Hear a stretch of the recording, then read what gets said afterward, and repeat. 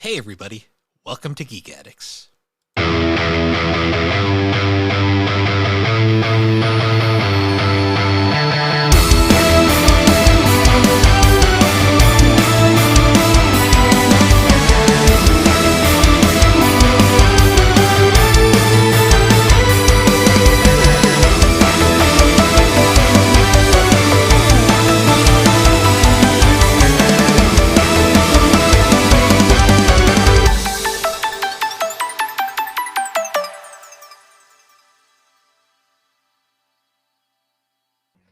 Hello and welcome to Geek Addicts, the pop culture podcast with half the disturbed and three times the drowning pool. My name is Matt. With me, as always, Bill Barber. How's it going, Bill?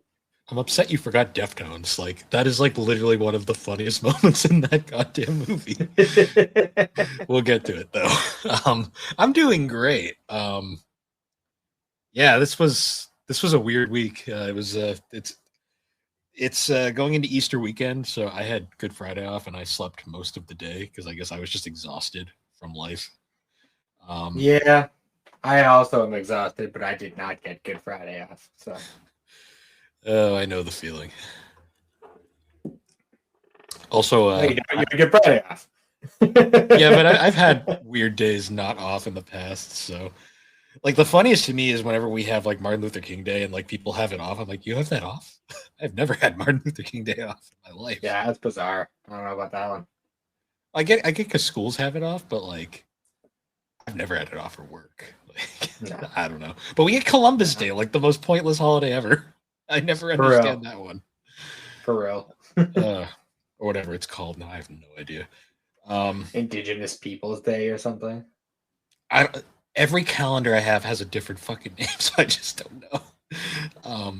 And you're just sticking with Columbus Day. Yeah, he's a piece of shit, but it's easy to remember. So it's just a day off to me, and I'm like, cool. Fuck it.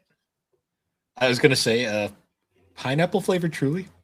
It's fucking gross. Pineapple anything is kind of bad. I don't really like Truly in general, so I'm honestly just very not about seltzer in general.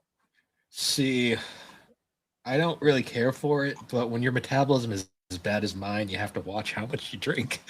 So yeah, that's Fair. My life. Yeah, it's been an interesting bit though. I'm just really tired. I needed a vacation. I used half a day of vacation time yesterday. Well, not vacation, sick time, because my reset day is coming up, where I'm gonna get all my vacation and sick time back. So I'm just using what I have before I lose it. Yeah, I still got a couple months before I get mine. Nice. Which is good. Yeah, looking forward to that because I can start planning out next year's vacations. There you go. Me and Alex went to Conveyor Sushi yesterday. Oh yeah, how was that? It was good. It should be fun if you guys come down. Cool to check out. It's $37 all you can eat. It's not bad. Oh god, I don't even know how much sushi I'd be able to eat. Oh, it's scary. I didn't even realize how much, and then I looked at the plates. I was like, I'm going to have a horrible day tomorrow. Yeah. That's probably part of the reason why you slept all day. Probably. Well, because it comes down to conveyor, and you're like, oh, that looks cool. I don't know what that is, but I want to try it. Yeah. We had this fried dumpling thing, and we still know what it was, but we ate it. And we're still kind of confused. Fair. Alex is like, I don't know what this is. And I'm just like, is it good? She's like, I don't know. Fair. Yeah. That was fun though. But yeah, I've still been messing around with my my Retroid, and that's been fun. Thanks. I still haven't quite beaten the Hobbit game yet.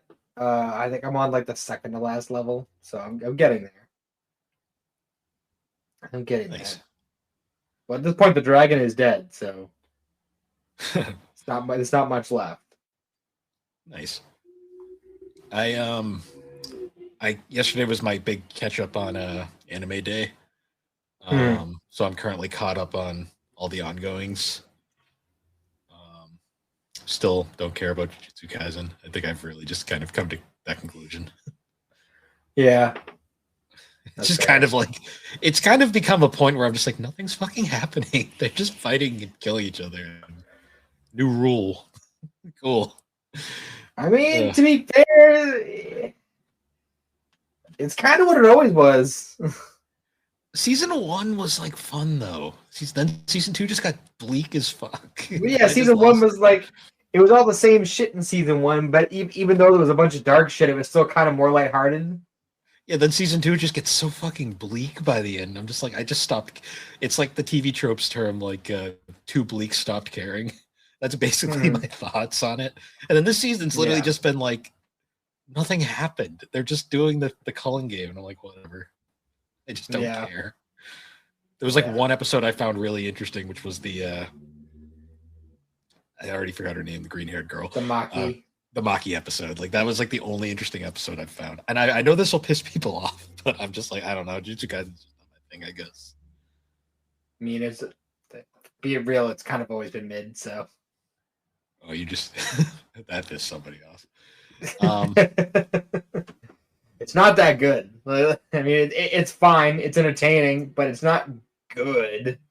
Out of all the ongoings I'm watching right now, like Freerun and Vigilantes are just so much better. True. And I'm so depressed. There's only 2 more episodes of Freerun and like 1 more episode of Vigilantes, and those are both over. Yeah.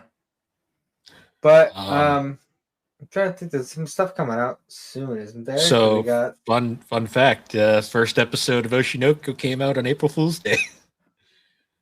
Wait, the dub? Season 3. Oh shit! And fun fact: it's on High Dive and Crunchyroll. Very nice.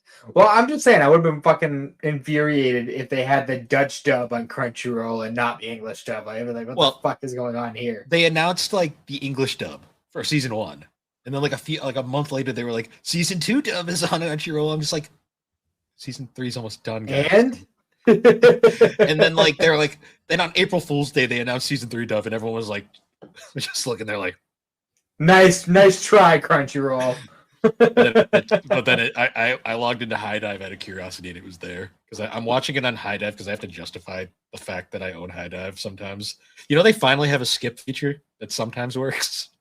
Oh yeah, for intros, and I was like, okay, cool. It sort of works. And I'll just say right now, intro and outro are good, not burning. They're never going to top that. Fair enough. And also Dorohedoro season 2, the first 3 episodes of dub.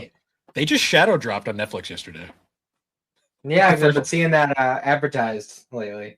The first 3 episodes just straight up out of nowhere. I was like, oh, okay, I got to watch those at some point. I still haven't got around to it. They just dropped like a quarter of the season at once. Like, I guess, like, because I follow the anime dubs subreddit, and like that's how I find out when dubs come out. And that one just popped up yesterday. I was like, 3 episodes? Okay, cool. So I'll get to that eventually. Like that's more of an obligation watch than like I'm super excited for it. But I hope I like season 1, so hopefully season 2 is just as good. And we also have the final part of Dr. Stone coming out very soon. I think this month. I gotta watch that at some point. It's coming to a close soon. The other thing I saw they released it today. They finally released a key visual for that final My Hero Academia special. So that'll be here soon enough, and then that can finally be finished. That'd be nice for sure. Is it bad though that I still think Vigilantes might be the better show? No, I mean I've been saying it for like a year. So see, you had been saying it, but then I've seen other people say it, and then I started really thinking about it, especially with this season, and I'm like, I think this might actually be a more compelling show in the long run. They just didn't say anything bad about like the core series. The core series is great. The core series is great, but it does have some ups and downs. Like season 5, I still think is such a slog to get through, and season 4 is pretty slow too, all things considered. And honestly, the only part that I really struggled with was the all the like the mafia stuff. That was it. That's the Season only part 4. that really struggled that I struggled with. Season 4 was slow. Season 5 I just kind of had issues with because it was like a school tournament thing that was just slow, and then it was My Villain Academia, which was just whatever to me. I think it's more Yeah, that I crap. like tournament arcs. Yeah, but I like them too, but that one was just boring. Like for whatever reason, I like don't understand why. All the other ones were fine. That one just I kind of was like, I don't even like. Oh, they literally moved nothing in terms of the plot. I guess whatever. Yeah. Oh well. Yeah.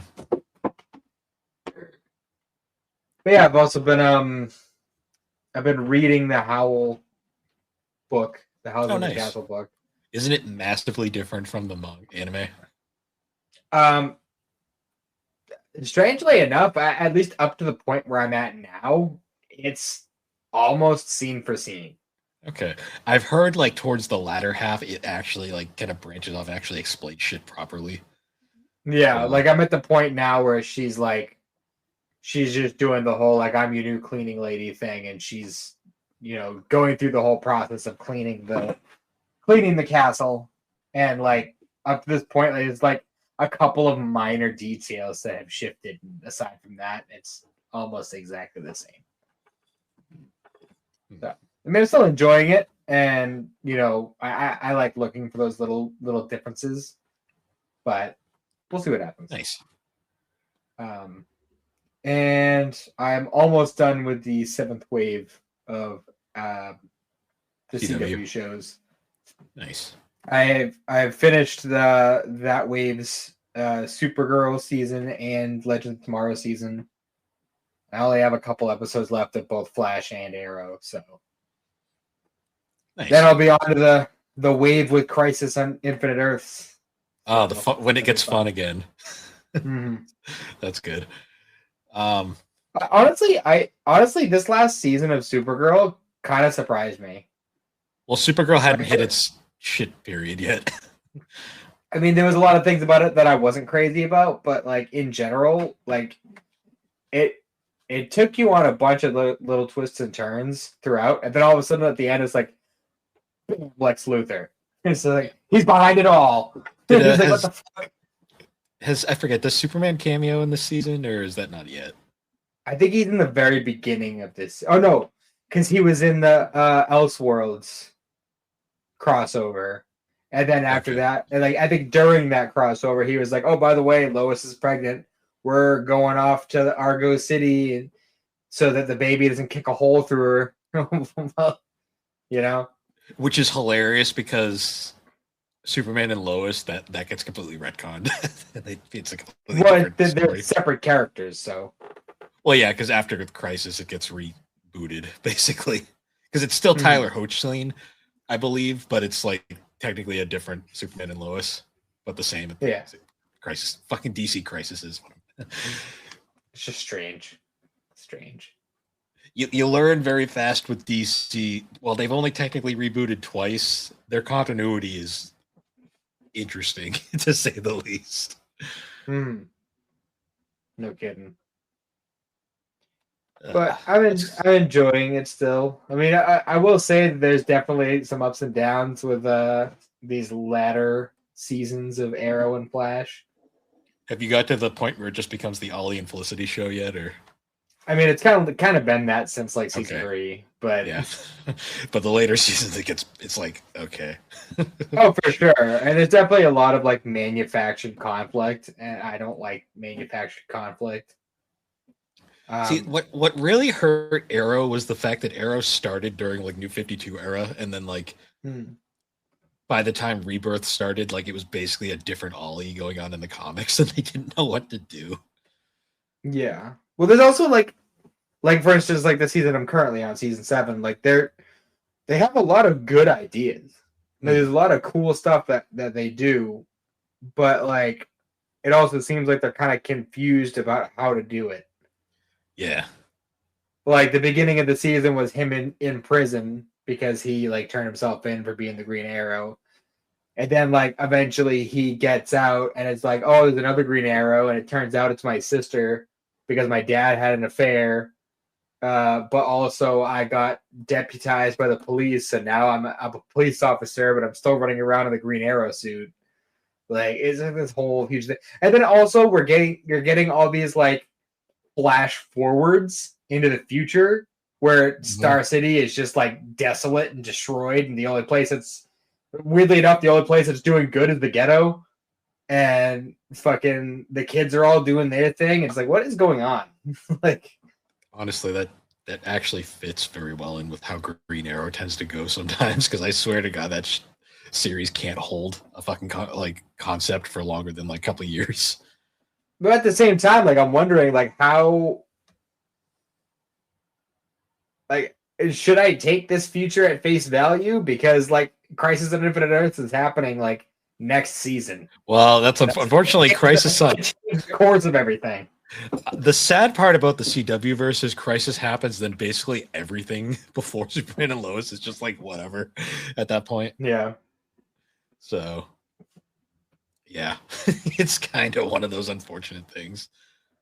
But Superman and Lois is such a good finale that you're like, as much as you're annoyed by the fact that basically everything you've been watching at this point no longer exists, you're kind of just like, this is good though. I like this. Yeah. Yeah. I don't know. I'm also just a massive Superman fan, so the fact that we got a good Superman show to end off the CW verse was pretty fun. Even though it's not technically part of the CW verse. Yeah, well, technically it is because it's the rebooted CW verse. With only one show and one superhero. Yeah. Well, yeah, everything else doesn't matter anymore. It's not a universe. It's a single show. That's like calling Smallville a universe. It's not a universe. Well, unfortunately, they got prematurely ended before they could actually truly expand shit, because there was supposed to be a Batwoman crossover at one point, and then that got axed because of the impending Gunverse was coming and all that stuff, and just a lot of things. Yeah. I'm just as complicated as comic books. It's great. Hooray! We got a Superman Spider-Man crossover recently, and it was great. I liked it anyways. Really? Yeah, Marvel and DC are doing crossovers again. Oh, that's fun. And DC is along. It's not so much that they are getting along. It's more Marvel's like, please, we need some help. Like, we are struggling. Marvel's like, we're owned by Disney, and DC's like, we're owned by Paramount. About to be owned by Paramount, and we're somehow gonna be shit, even though our comics are better right now. Please help. Everything sucks for both of us. Yeah. Marvel's comics have just been rough. Like, they did not handle DC actually fucking making peak with the Absolute Verse. And like, the Absolute Verse has been so good that it's actually elevated most of the DC mainline comics. Like, the new Flash run just started, the Ryan North run. It is it's like literally everything like Flash fans have been asking for. Well, Wally West fans anyways, for a long time. And I read the first issue, I bought it twice because I want that run to succeed. The run's so nice, you bought it twice. Well, I bought it at Newbury, and then I forgot I ordered a copy online, so it showed up. I was like, oh, I bought 2 copies. I'll give them two sales because I want this run to succeed. I hope it will. I don't think the Flash has ever technically been canceled, so I'm not worried. But at the same time, I want them to know that this is what I want. I think Cindy and I are gonna try and make it up to Newbury tomorrow just to fuck around and maybe pick up a couple comics. Nice. See if they have like the buy one get one half off deal going on. Because if they do, I'll definitely pick up a couple. Nice. I'm actually going to Anime Boston tomorrow, so we're gonna probably do some manga shopping because they have like massive manga sales. I'm curious how it's gonna go this year. I haven't been to Newbury. I haven't been to Anime Boston since 2022, the first COVID year, and it was not a fun time for me. So I'm hoping it's better. The last time Alex went, she said it was good. So hopefully it's still pretty good. Better we already have our lanyards, so like we don't even have to go through the line. We just have to go through the security line. That's the only way to do it, really. A lot of cons still haven't done it yet. Like, they're getting much better though. Yeah, check. Yeah, that's about it though for life stuff. You think we should get into our topic, or? Yeah. All right. So for this episode, we're actually covering. We're returning to the Dragon Ball Z movies, and now we're doing the next two films on the list. We're doing Cooler's Revenge and The Return of Cooler, which I have to say, the second movie should have been Cooler's Revenge. Like, Yeah. Cooler's Revenge makes no fucking sense for the first movie's title. Like, Well, he's getting revenge for his brother that he doesn't give a shit about. That he doesn't even like. I'm like, revenge for what? He's just butthurt he didn't kill Goku when he had the chance. It should just be called Cooler's Minor Annoyance. It should just be the cool. It should literally have just been Cooler, and then the next one could have been Cooler's Revenge. Return of Cooler is like, whatever. That's just the thing that's always bothered me, because I've always, for some reason, thought the second movie was Cooler's Revenge, and they're like, no, I know the first one is. Ugh. But it should be called Dragon Ball Z, and the alien with the really bad French accent. I do low key like his voice actor. He's really good. Yeah. You know what I realized? It never picked up on it before. The actor for Cooler plays Byakko the White Tiger in Yu Yu Hakusho. Yeah. I finally picked it up. I forget his name. Actually, I've got the article right here. He is Cooler. Andrew Chandler, who does a bunch of different roles. Yeah, he's definitely a voice like that I'm very familiar with. I was trying to think of like what specific role is it that I'm thinking of when I hear him do his like, transformed voice. It was like that's what it was. It was the tiger, the white tiger. I do have to joke though, because apparently, so Funimation obviously did the well-known dub for this, but there apparently was also the AB group dub. But the reason I bring that up is because fucking Goku was fucking played by David Gassman in that dub. You know who David Gassman is? Not particularly. Rayman. Oh, really? Yeah, like in the classic Rayman games, it was David Gassman.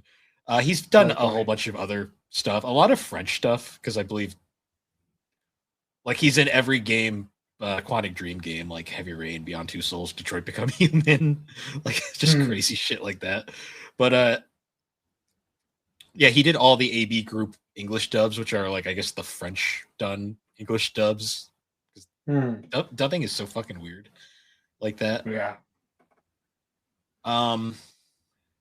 We should probably address it now too. Cooler's Revenge might have both the greatest and most unfitting soundtrack if you listen to the US original soundtrack of all time. Well, all right, so I listened to, or I watched both like versions, like both soundtracks.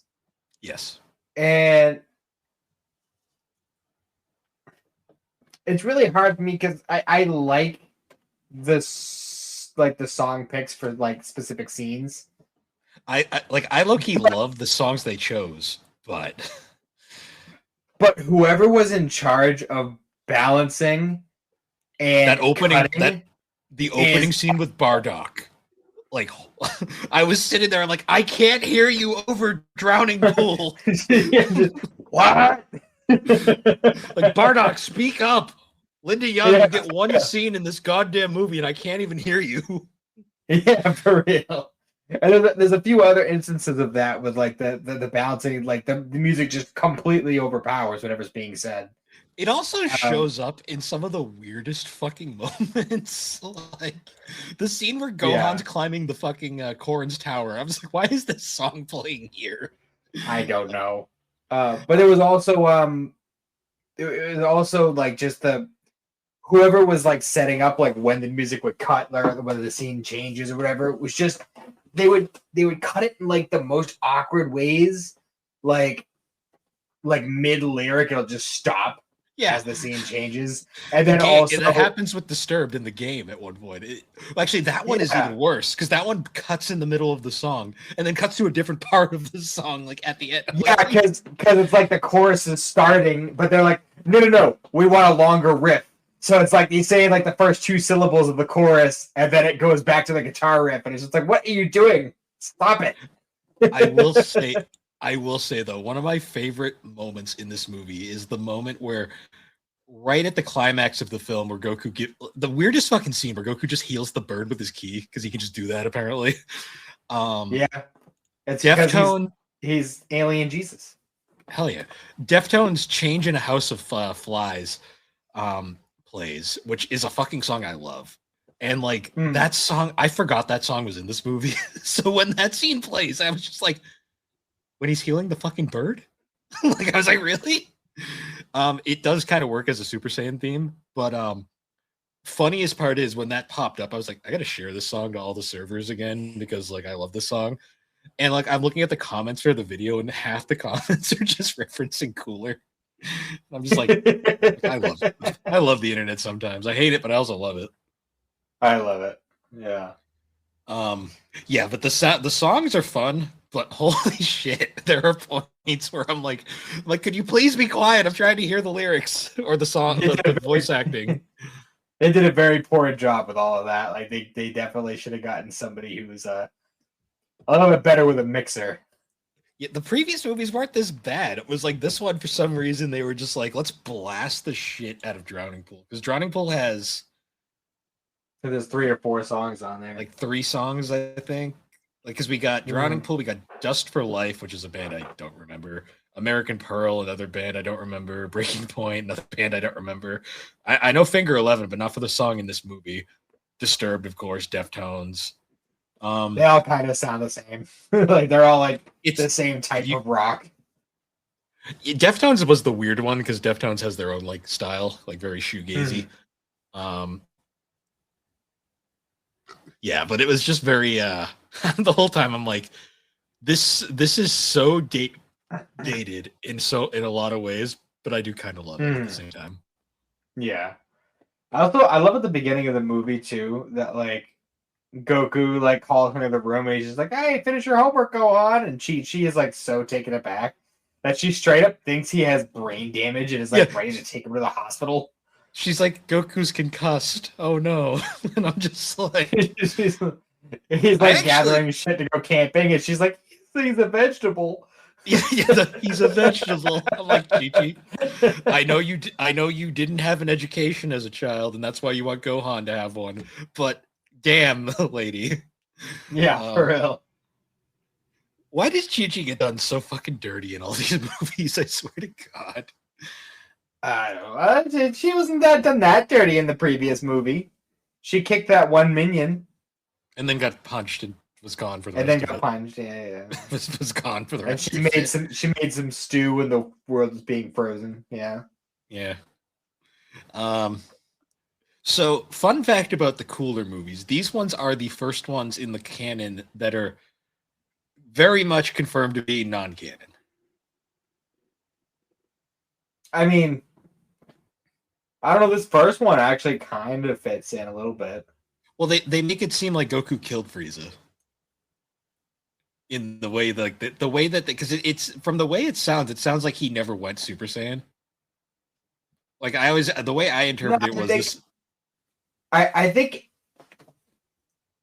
I could be mistaken, but I feel like this is supposed to be like a post Frieza, but he hasn't technically gotten back to Earth in the story yet. So they're just like he's back and he can go Super Saiyan, but like Trunks hasn't happened yet in the main line yet. See, the way I interpreted it was like they did like an alternate where he did kill Frieza, and then he hasn't discovered Super Saiyan yet. Because like the reason I wonder that is because why wouldn't he have used it earlier? Like, why did he wait that long? Well, that's part of why I think it was that way, because like if it was just like this is before like the actual point in the story where he would have come back and Trunks meet up with him and everything. Like the last we saw of him, he didn't have full control over it. It was all based on emotion. Yeah, the fact that As far as we know, he didn't train with it. So true. I don't know. The fact that he discovers Super Saiyan by healing a bird is still the weirdest part to me about this movie. But like Krillin's death made sense. This bird died. I'm so sad. Like, I also, like, there's a lot of really iconic fight scenes in this movie, but honestly, I don't think the fights are like that good. Well, honestly, I think the fights in the next movie are way better. Which is weird because I think the next movie has the worst plot in this, like, so far. But it's just the plot of Star Trek 1. Yeah, and it's not good. Because Cooler is an interesting concept. Like the idea that Frieza had a brother who's technically stronger. But then the thing that pisses me off the most is like Cooler has this epic final form, which I wish they would have used when Frieza went gold, but whatever. Yeah. Me too. His final form is more interesting than Frieza's, but besides that, like, he has this cool, awesome final form, and it's shown that he is fucking just nuking and destroying everybody. Then Goku goes Super Saiyan and just takes him out in 2 seconds. I was like, yeah, like legit, he transforms. He hits him twice, and Cooler's like, death ball. And he's just like, all right, so the fight's over. Cool. I was so annoyed by that because it's like not Frieza. Cooler was like a legitimate threat. Like, hell, his henchmen were more threatening than like any of Frieza's henchmen. For real, like I wanted to see them throw hands, like full power. You know, like no, it was just a beatdown for half the movie, and then as soon as Goku transforms, the fight's pretty much over. Yeah, see, that's why I just don't feel like this one is canon, just to the way it's framed. Like, I don't know. Well, I mean, none of the original Z movies are canon. No, but some of them you could debatably call canon because they're so like random. Like they have no like real effect on anything. This one does actually touch like canon plot stuff. So it's like also, was Yamcha dead at this point, or did they just say fuck it, he's not important? I don't know. I mean Krillin is the only human we really see like hanging out with the group. So because I just actually thought about that. I'm like, we don't see Yamcha once. We don't see Bulma at all in these movies. Bulma's like MIA these movies. Yeah, that's true. We see Chi-Chi, at least in the first movie. In I the don't first think she one. appears in Cooler's Revenge. Because I think Cooler's Revenge is supposed to take place around because Vegeta's around. Krillin makes a reference to Piccolo being a super navi. So I think this is after he fuses with Kami. Yeah, because Dende's on Earth. Yeah, Dende's on Earth. Vegeta has Super Saiyan, and he's here, but he's not like part of the group yet. They also changed the intro by that point because it switches to the no Trunks yet. It does switch to the later intro though, with like Vegeta added to the group shot at the end. Yeah. And Gohan's hair is longer again. Yeah, the first movie does have a few funny moments though. Like I did enjoy the scene where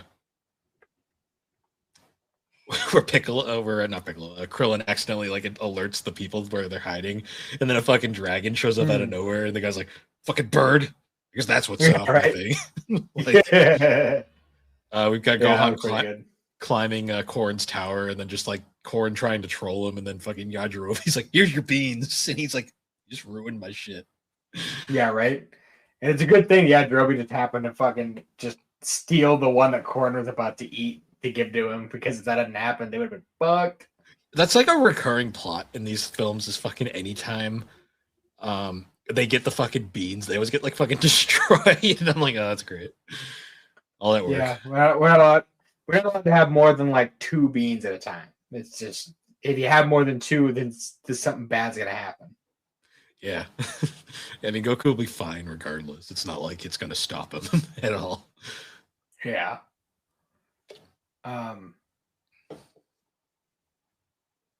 So yeah, what'd you think of the fake out at the end where they think they beat all of them, and Gohan's like, it's Piccolo, and then the fucking one dude shows up and he's like, oh no, and then Piccolo just fucking special beam cannons him from off screen, and he's like, oh. Cool. Yeah. Man, that French accent was so bad. I know. Oh, One of them was voiced by Sonny Strait. I know that. Well, I think the big green guy was Mike McFarland. One was definitely Mike McFarland. One was Sonny Strait, and I forget who did the other one, the French one that was bad. I don't know. Let's find out. Or maybe no, I don't think it was Sonny Strait. No, Sonny Strait was Bardock. That's why I was thinking he's in this movie twice. It was Bill Townsley and Michael Marco. So I don't know what they don't have Wikipedia pages, so I have no idea what else they've done. I can find out. That can't be right. What's up? Oh, so apparently Chris Sabat plays Salsa like outside of this one movie. Like anytime he's featured in like a game or something, it's Sabat apparently. Okay, so Salsa in the movie was played by Michael Marco, who his only credited role is this movie. So I guess that explains that. So what the fuck? Where did he come from? I guess apparently that accent, but and he wasn't well received, I guess. Also, this movie is a straight up sausage fest. Chi-Chi is the only female that shows up in this movie. I just realized that. I mean, the next movie's worse. Well, yeah, the next movie is a straight up sausage fest, but that's just funny to me for some reason. Because there's no ladies in the second one. Nope. Yeah, some of the what I'm actually curious while I'm here. What else has Andrew Chandler done? The voice of Cooler. Oh, he's Spopovich from Good. Everyone's favorite character. Also from Dragon Ball. Oh, he was in High School DxD apparently. That's cool. Oh, he was everyone's favorite anime.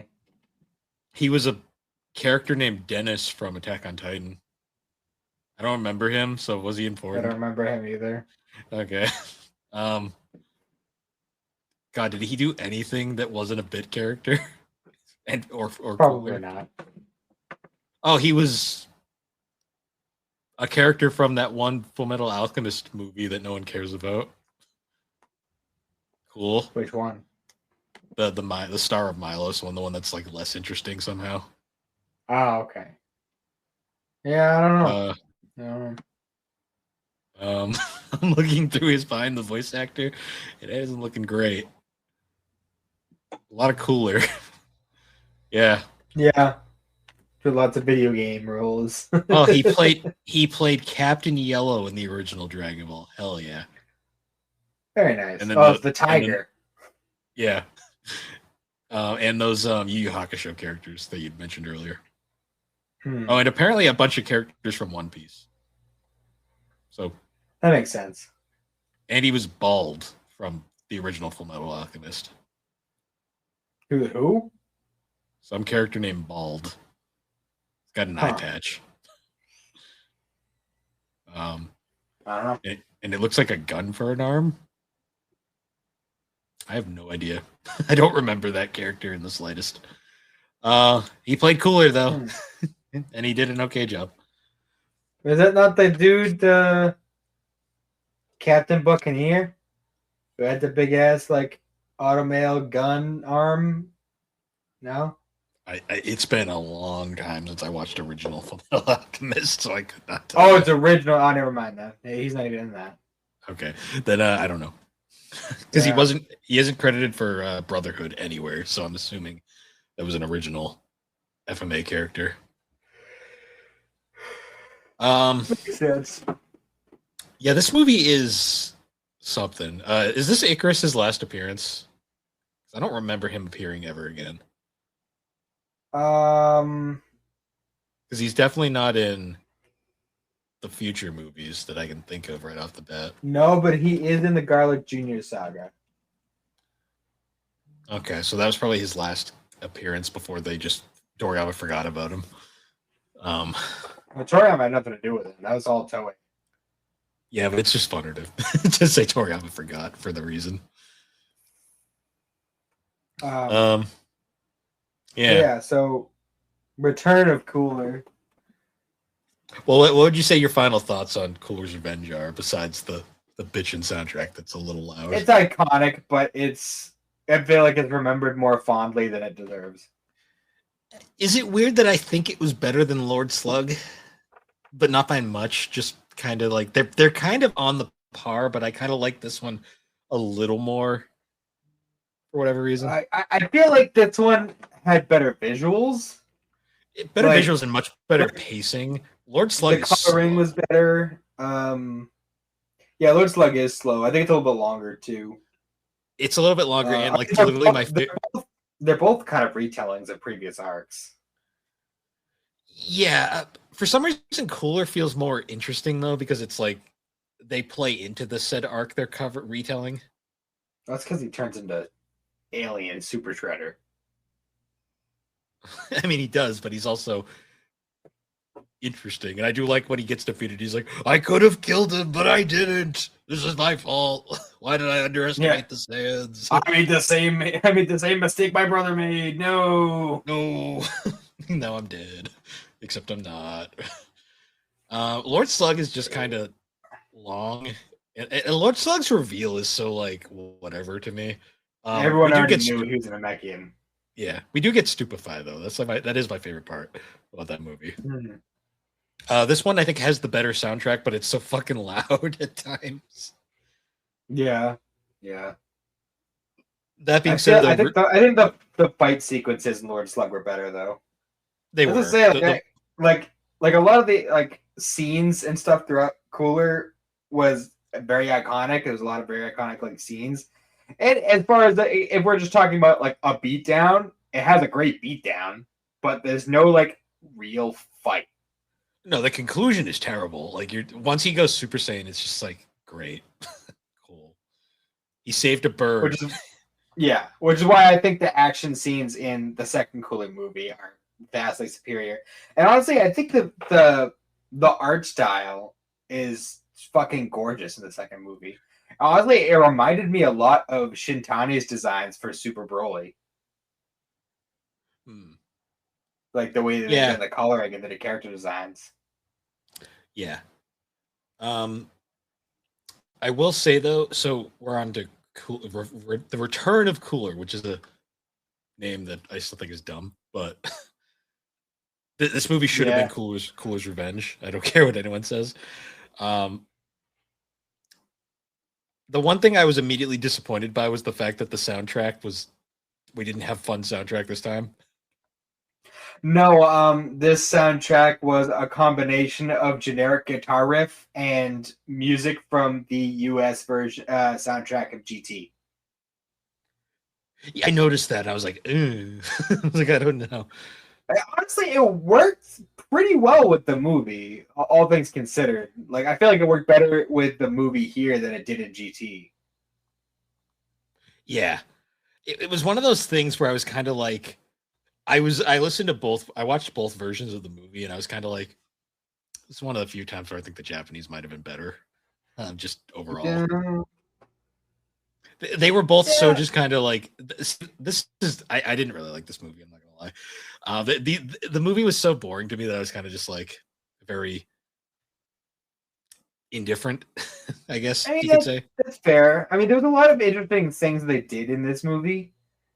It wasn't crazy about just like the army of random robots, especially with just like that Piccolo was just like, oh yeah, if we just like hit them really hard, then they'll break.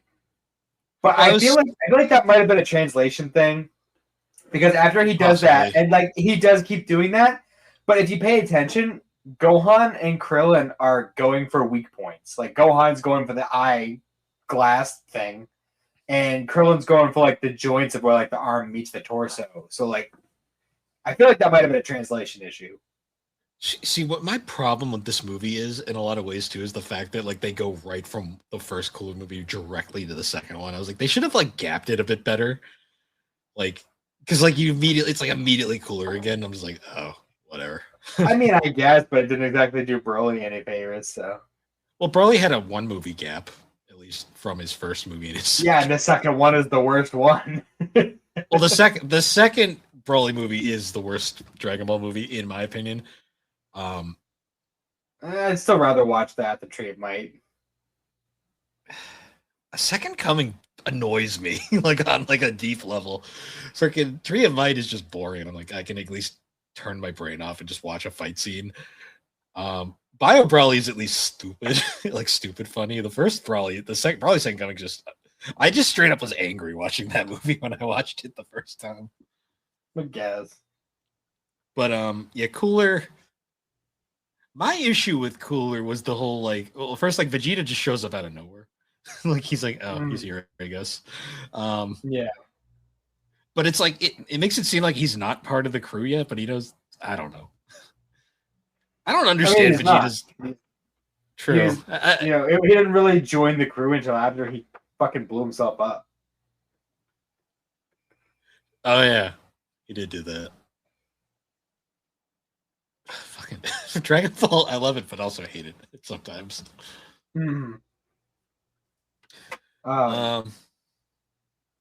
Also, poor new Nip. The Namekians can't catch a fucking break in this series. No, they really can't. Also, I don't know who the fuck was in charge of like the lore keeping in this movie.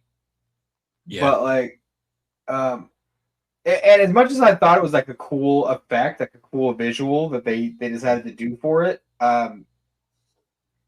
there's no like when a character uses instant transmission, there's no like pocket dimension they're traveling through. That's not how it works. It's literally just teleporting. So like whatever the fuck like trippy watercolor mindscape they were going through, and like Cooler was fighting him in, that's not a thing. It's not a thing. See, like, because like that one of the scenes I found kind of amusing but also annoying was like the was the scene where like he's like sees Goku do instant transmission. He's like, oh, I love that technique. He's like, yeah, it's instant transmission, and he's like, yeah, it's one of my favorites. And Goku's like, huh? Yeah, right. That was a fun little thing. See, I always thought it was like he does instant transmission, but it's not the same instant transmission. That's why it's weird. But that's probably more the animators wanted to be fun and goofy with their animation. I think that's what I think they just wanted to like do something interesting visually with it. Which actually kind of kills the whole like aspect of instant transmission that makes it interesting is the fact that it's just kind of like instant and like happens and you're like, what? Yeah. But it was also kind of like take the wind out of his sails because it's like, oh, I have this one like kind of leg up on him. This one power that I can use to my advantage, and he's just like, oh, I have that. Like, never mind. Also, so we're officially now in the Super Saiyan era of movies. So now every movie just has Super Saiyan. Because I have to say, like, I think Cooler is like the point where I think the movies start becoming extremely hit or miss going forward. Yeah, that's fair. Well, because when I think of all the upcoming movies, like for the next two we're gonna do, one of them is one of my favorites, one of them is one of my least favorites. Well, didn't we talk about doing the specials before we do the next two movies? Okay, never mind. In that case, yeah, I forgot about that. Well, in that case, the next ones we do are going to be two good movies. Anyways, yeah. the next official movies we do are going to be. Those also have fun English soundtracks. Oh, good, because I was very disappointed by Cooler. We'll overturn. Yeah. Yeah.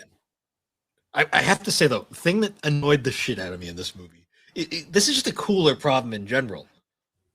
So they have the scene where like Vegeta and Goku team up and they take out the Cooler robot, and it's like, damn, they did it, and then 1,000 show up, and rather than Goku and Vegeta are pretty much down for the count here, and realistically, Cooler should have just wiped the floor with them here.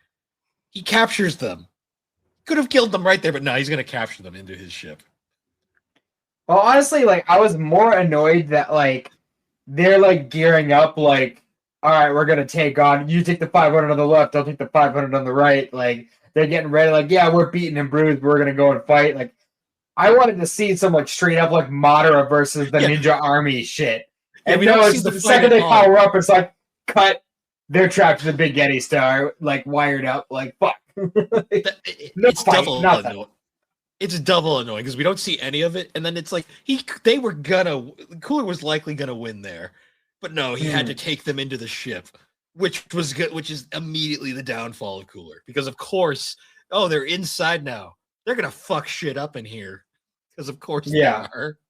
And also, like, what kind of fucking logic is that? Where like, all right, so one metacooler was enough to almost kill them, and then he sends out 1,000 of them, right? 1,000, just as strong, at least. But the energy of 2 Super Saiyans was enough for the Big Yeti Star to start exploding because it's just too much. This is my How does that problem make with sense? this is my problem with this movie is like Cooler could be a very interesting villain, but he's written so fucking terribly that I'm like, oh, I just don't care. It's like the rest of the cast in this movie, like they're just kind of fucking around in the ship the whole time. Yeah. And then they just leave. Yajirobe's just like acting tougher than he is. Yeah, and he almost gets his head cut off at one point. Yeah, this is true. That would have made for an interesting film. Yeah, the little robot from fucking Borderlands almost kills him. Yeah. Why did they bring Roshi? Like, why? Like, I don't know. At this point, we hadn't had Tournament of Power where he had his big epic moment. So he was so like, why is he here? Why did they bring Oolong? I mean, yeah, yeah. Actually, thinking about it, he's their emergency food. Where's Tien? Like Tien, where's Tien? Where's Yamcha? Could have done more. Holy shit! Yeah, but could he though? I mean, he could have been. He would have put up more of a fight than Oolong. I mean, to be fair, I mean, Toriyama said for a very long time that Krillin was the strongest human, and even he was getting fucking whacked by that robot. So true. I mean, Krillin's the strongest human. Yeah, he still is. He is still because the robots don't count. Yes, and whatever the fuck 17 and 18 are. Also, I don't know what's going on with fucking Piccolo just getting like shot up. Like they all just got like machine guns. They're just blasting them. Yeah, Piccolo got done fucking dirty in these movies. Like, yeah, and he should be the strongest one right now. See that exactly. If he merged with Kami, which he did, yeah, he should be stronger than Goku and Vegeta. Yeah, so he should be the one fighting Cooler. Yeah, but no, that's why I'm so happy. I can't wait till we get to Superhero down the line. I'm so happy he gets his fucking moment in that movie because, my God, technically becoming Superhero in the next manga thing we do. The manga, true, but I'm talking about the movie because the movie is its own thing. The movie, we could just cover them both at once. Talk about the differences and such. We'll see. We'll see how different they are because I would actually like to sit down and do. I mean, technically, we already have covered it on GNC like years ago, but when it first came out, yeah. We'll get to it when we get there. It's gonna be a while. Yeah. But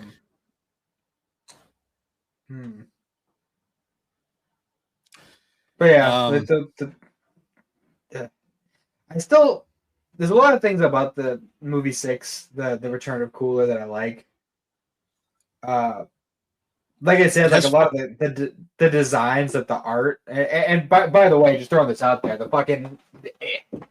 only way to watch these movies is the Blu-ray releases because they look fucking clean, so fucking clean and colorful. Yeah, I was watching via the old classic movie box sets, so I didn't have that option, but. They still look pretty good regardless. The Blu-rays look so good, dude. So good. I can imagine. Yeah,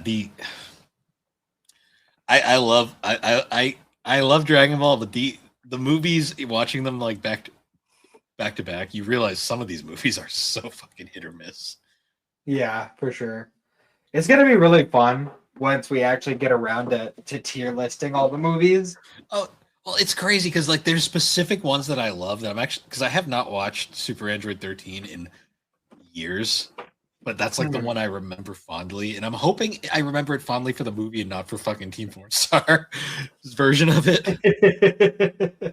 Because I've seen both and I loved both. I hope the movie holds up because I remember that one being one of my favorites. Like it's that one and like Fusion Reborn are like the two ones that I fondly want. I'm looking forward to getting back to. BoJack too, because I haven't not watched BoJack in like a decade. So Yeah, I have a soft spot for BoJack and Wrath of the Dragon. I love both of those. I like BoJack because Goku's dead and we can actually do something interesting with the characters for once. Yeah, that's true. We wouldn't have a Gohan centric movie again. Well, I mean, you could make an argument for Broly's Second Coming, but he doesn't come in until more than halfway through the movie just to get his ass kicked. He does shit in that movie. The fucking way that I'll get there. We'll get there. Yeah, I don't want to fucking go off on that movie. Yeah, we wouldn't have like Gohan's best moment in a movie after BoJack is not counting superhero is probably like Fusion Reborn. Because he fucking one shots Frieza like that one scene. Yeah, that's true. It wasn't hard to do it though. Fusion Reborn though, as of right now, to me is still like the best old school Dragon Ball movie. So that's fair. Just that's overall, fair. But I'll save it with final thoughts when we do eventually tier list them because you never know. Like I haven't watched like Wrath of the Dragon in fucking forever. I've only watched Bio probably once, so that I will see. I don't know what the last time you watched Bardock or the History of Trunks is, but it's been a while. I will say, technically, I guess the fan film is the closest I've watched to that in a long time. History of Trunks, anyways. And I definitely think we should include some of the specials that never made their way over here when we do the tier list.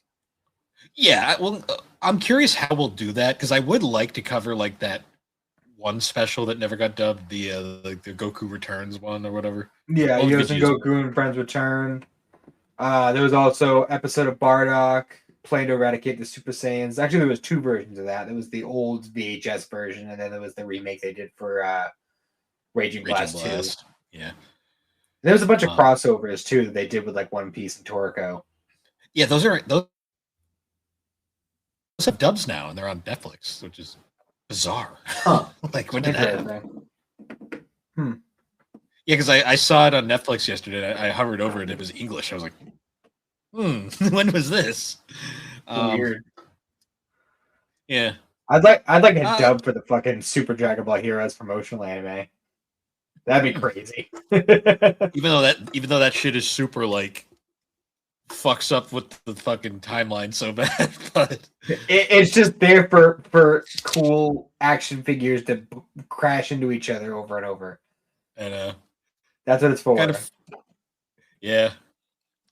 It's Budokai Tenkaichi, the video or the TV show. It was nice to see like Trunks again, but at the same time I was like, I don't think they did his character any favors. Yeah. Well, yeah. We'll see. It's not canon. That's whatever. It's just there for fun. That's all. Yeah. Yeah, these movies are very interesting to me going back. Just because like Cooler is like one that I think is good, but is rough. Return of Cooler is pretty, but the story is so fucking one-dimensional. I mean, I enjoy the scene where Goku and Vegeta faceplant on the Earth at the end. That was funny. Yeah, that was pretty great. I think at the end of the day, they're both just pretty middle of the road. Yeah. I'm actually curious if I watched because like I watched both versions of Return of Cooler because I had the time. I only watched the U.S. version of Cooler, Revenge. So I'm curious. It's been forever since I watched the original. I'm curious how much more watchable it is. But at the same time, versions for each movie.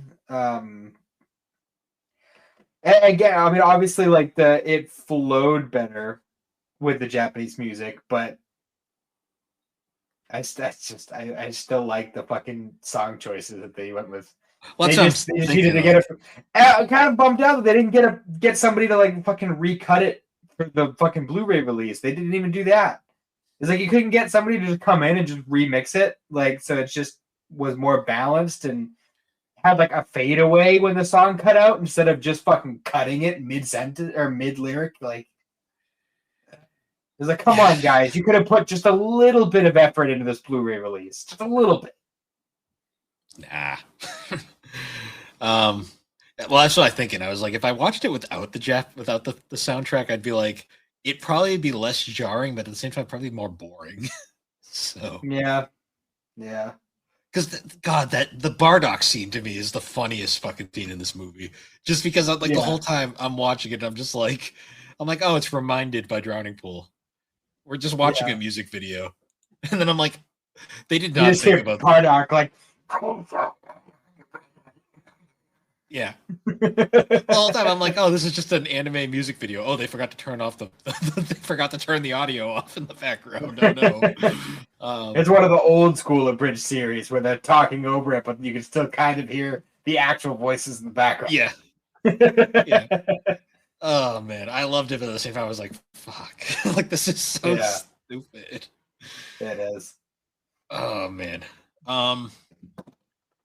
But yeah, so these two movies, they're fine. They're fine. They're like the most. They're probably the most fine out of all the Dragon Ball movies because, like, going forward, they're either going to be really good or really bad. Like, yeah, it's not going to be. It's literally not until like other than BoJack's like one of the. Yeah, BoJack's a good one. It's not really until Fusion Reborn that we get a legitimately like just like this is good. Yeah. Well, I mean, Super Android 13 is fun. It is, but the thing is, like, there are fun movies. Doesn't mean they're good, but there are fun movies. Yeah, like I always say, like Future Reborn is like the legit, like the first really good one. Wrath of the Dragon, I remember liking, but it's been forever since I watched it, so I'm curious to go back to that one. It is visually stunning, and I think it's actually like a full length movie. Like it's like, also after it's at least as long as Toy Story. It's also post end of Z, so it's like there's no like canon they have to worry about. They can just do whatever. Yeah, but well, I mean, it's funny you say that because it's one thing that they do that kind of fucks with the canon a little bit, but no one cares about the sword. No one cares about the damn sword. Just chalk it up to alternate timelines. The Flash went back in time and moved a can of soup. Don't think about it. Dr. Manhattan moved the goddamn Green Lantern, you know. Yeah. See, the only thing Dr. Manhattan decided to tuck his dick to the left instead of the right. It's you know. Yeah. See, I'm just like my favorite part of that movie is my whole time I'm watching it, I'm like, God damn, Krona, what did they do to your hair? Yeah. Oh man. Going through your mohawk phase, I see. Okay. You got a really bad haircut. The barber took too much off the sides and he didn't have the heart to tell her. You let Supreme Kai give you a haircut, all right? But yeah, the Dragon Ball movies. It's really funny to me. I think we bitched about the Tree of Might much longer than both these movies combined. Yeah. Tree of Might is pretty bad though. Like that is a fucking slog of a movie. Like honestly, you and I might have to like seriously debate which movie goes at the bottom of the tier list. It is going to be a debate because, like, I keep saying, like, Tree of Might I found boring and just didn't care. Second Coming pisses me off on so many levels. So at least it makes you feel something. That's, I guess. That's why I can't say that the Flash movie is just like it's the ones that are forgettable and boring that are the worst. It's not the ones that make you mad. So it's comparing Green Lantern to Flash, basically. Exactly. All right. Well, I guess now we should get into our segment for the episode. Yeah. What was the name of this one again? Oh yeah, Halo Anime Time. The Duel. What was our music choice? Yeah, that works. Yeah. So the third segment of Halo Legends, The Duel. This one originally released in November 21st, 2009. And was famously done by Production IG, who Production IG is a very noteworthy anime studio. They famously did Akira, the Ghost in the Shell films. They did recently, very recently, did Kaiju number 8. They've done a bunch of Fooly Cooly. They did Kimi ni Todoke. They did Haikyuu, Psycho Pass. They've done a lot of stuff over the years. Like, probably they did the Parappa the Rappa anime. Hell yeah. Yes. They've basically done a lot of the most iconic films possibly of all time. Or maybe they didn't do Akira. I don't actually. They might not have done Akira. They definitely did Ghost in the Shell though. Yes. The art style they went for this particular short was really fascinating. It was like an old oil painting. Yes, that's actually honestly my favorite part of this segment in a lot of ways. Because when I first saw this, because I watched this years ago at a buddy's house, we were drunk as shit, and someone was like, "Let's watch Halo anime," and I'm like, "Fuck it, let's do it." I know nothing about Halo. And I remember being like, "What the fuck's happening here?" But goddamn, is it pretty? So they go for like it's a hybrid of CGI. So keep in mind this is 2009 CGI. And then they use like this watercolor art style over it, which makes it look so fucking cool. Yeah. Although it was pretty confusing about when it took place. I had to Google it because I wasn't sure when this was taking place. Apparently, it takes like 400 years before the first game.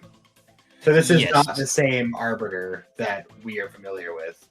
No, it's just an Arbiter who I kind of like. I liked him as a character because of how tragic this fucking thing is. Because the animation, the plot for this is very basic. It's basically the Arbiters. There's a very strong one. The leader, I guess, wants to fight him, but he doesn't want to fight because he's not really a fighter. I guess kind of the vibe I got. He's got a wife, and then he goes off to fight this battle, and then they kill his wife to make him fight. Because of course they do, and then he slaughters like their entire fucking army. Yeah, which I gotta say that fucking fight was epic. To watch for sure. This one by far is the most style over substance of them. The plot is extremely basic. It's very much just a typical like tragic like backstory thing. It's an old samurai movie in watercolor. Yes, but the animation and the art's direction and the voice acting is really good. The one thing I will say about all these Halo anime like shorts, they're really fucking like voice acting wise. This one though, the Production IG really seals this, like that final fight, like when they they do the double kill on each other, and like you just see like the blood splurt, and you're like, oh no, he died, and then it cuts that was to straight the up samurai film, like it just the blood splat, like. But then like it cuts down to him like the sword in the leader, like the king, and I was just like, holy shit, like they're both fucked. Yeah.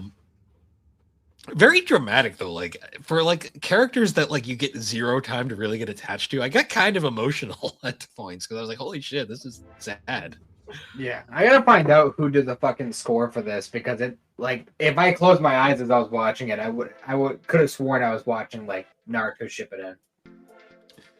So it doesn't say any of the scores, so I'm assuming the scores were done by the in-house animation team. Oh, soundtrack. Okay. According to Wikipedia, the soundtrack was composed by various artists such as Tetsuya Takahashi and Yasuhiro Takanashi, although the soundtrack contains mostly remixes of original work by Martin O'Donnell and Michael Salvatore. So it also has some original work of its own, but the two primary guys are those two Japanese composers. Okay.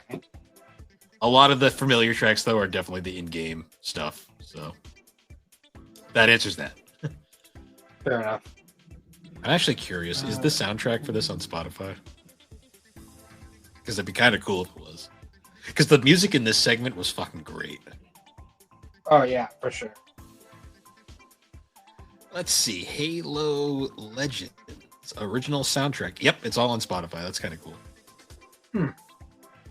Wait, what were the names of the two composers? They were. 1 second.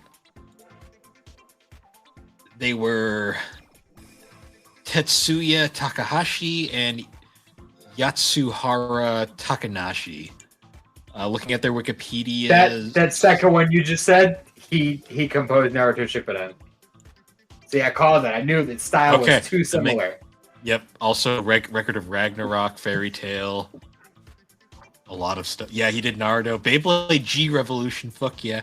Yeah, fuck yeah. That's cool.